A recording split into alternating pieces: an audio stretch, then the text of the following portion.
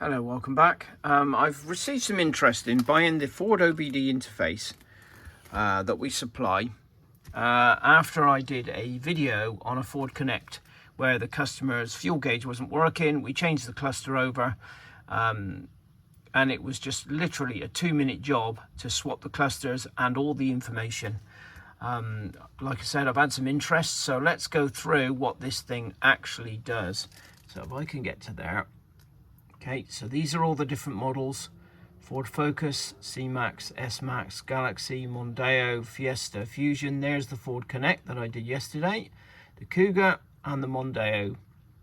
It goes up to about 2015, but they all basically swapped to the 95320 after 2015, so you can just use the Focus 3 interface for that. The reason we don't use Ford Transit, you won't see Ford Transit on there, is because the cluster is completely different. Although it uses the 95320 on the later models, there's something different inside the cluster, so we just don't bother doing it, because what you end up with is 4 9s in the display. It's a known issue with this cluster.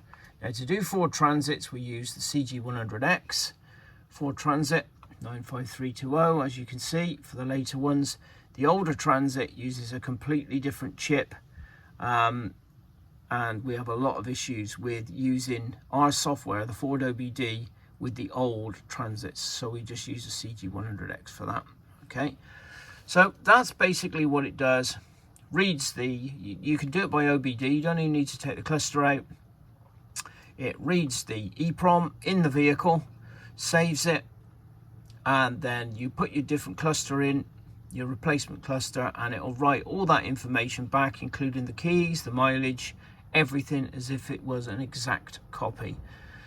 I'll leave a link, if I can, to the video on the Ford Connect that I did yesterday, and you can have a look, see it working.